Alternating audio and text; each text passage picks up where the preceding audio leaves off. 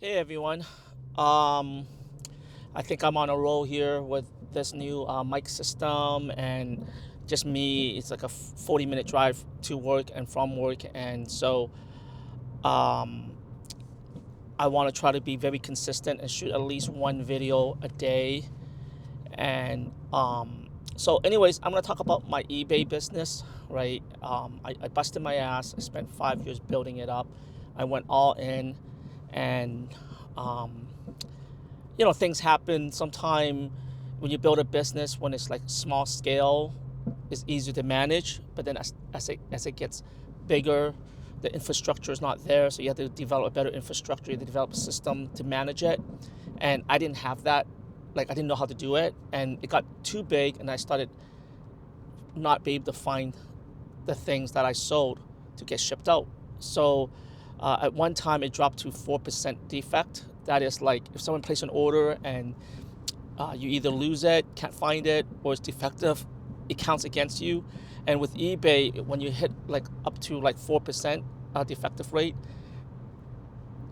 they lower your selling limit. So instead of, let's just say, unlimited, they'll lower to like 500 items in your store, right? And so it got to the point where I had up 3,800 books, and it got lower to like, I think, 2,000 books or 1,000 books. So I was really busy trying to like work and look for a new job and stuff like that. And so what happened was I got really frustrated. So about maybe 3 months ago, I decided to downgrade my store. But what happened was, when I jumped in to eBay, I jumped all in, and I bought a premium store, which was $79 a month, and you get to list like 10,000 listings, and it's completely free, and all these perks, but you have to keep it up a certain standard. And I did. My best month on eBay was like $5,000, right? And my margin is so good because I sell books on eBay, and I literally buy like 100 books, no, thousands of books for next to nothing, right? So I literally buy books that cost me next to nothing, and my margin is close to over 1,000%. Okay, that's how good my margin is. And so a couple of months ago, I downgraded my membership, and I didn't know that you're supposed to cancel the store, right? So I downgraded my membership, and I thought that after 30 days, it would stop relisting itself. Because when you have the premium store, whenever it relists, it sent you an email saying this item got relisted, this item got relisted. And they don't charge you any more than other than the $80. And then when you sell something, they take a percentage of what they sell, right? And so, I never signed up to eBay as like a very basic store, which is 35 cents per item. And so what happened was I was really busy. I didn't realize that a lot of my items got renewed. So in 3 days, probably close to, oh my goodness, it was a ridiculous amount. I think it was close to maybe 400 items got renewed at 30 cents a pop, 35 cents a pop. And so I racked up $1,000 bill. And I'm like, what the hell, right? I didn't even know about it, right?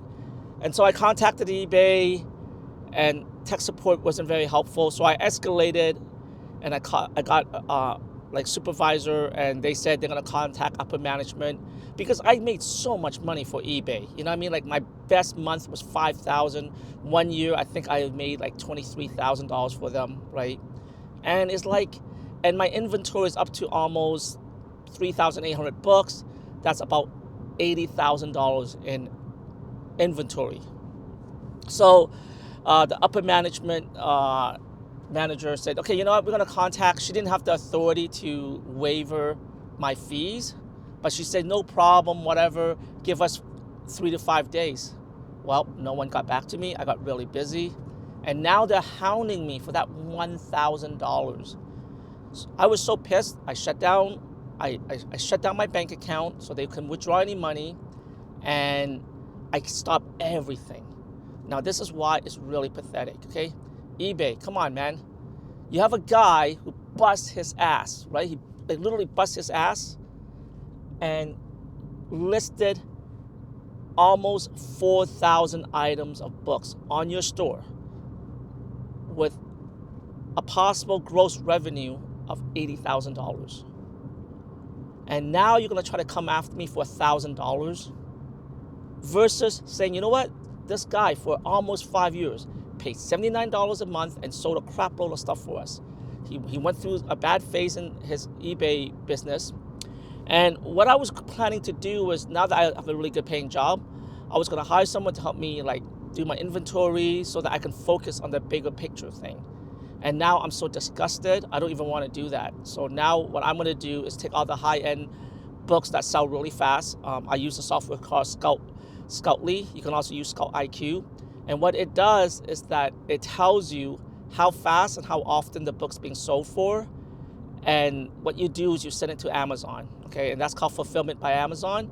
And you ship it to the Amazon warehouse. And then when the Amazon sells it, they give, Amazon takes like maybe 23-30% of the fees, and they kick you back the rest, right? So you don't even need storage space, whatever.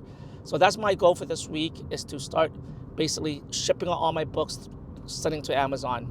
And I resisted on doing that because to send books into Amazon, you have to use UPS, and I live in a small town where there's no UPS, and the closest UPS is like literally 40 minutes from me. But now where I work, I drive by a UPS every day, so I'm just going to start selling on Amazon. But I'm so irritated, right? And so everything's automated, and this is my thinking, okay? If you want to be successful, if you want to be a successful company in the future, I think you got to buck the trend. If everybody's automating their system, what you need to do is staff more customer service. It is literally impossible to get anyone now, literally, okay? And so what if you staff customer service support? So when someone calls, they're like, whoa, I'm shocked that someone actually picked up the phone. You know what I mean?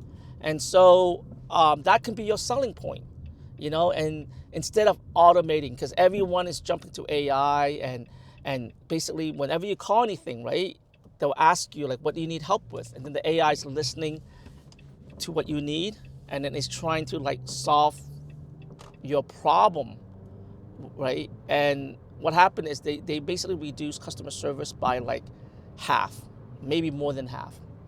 And so the short-sightedness of eBay, okay?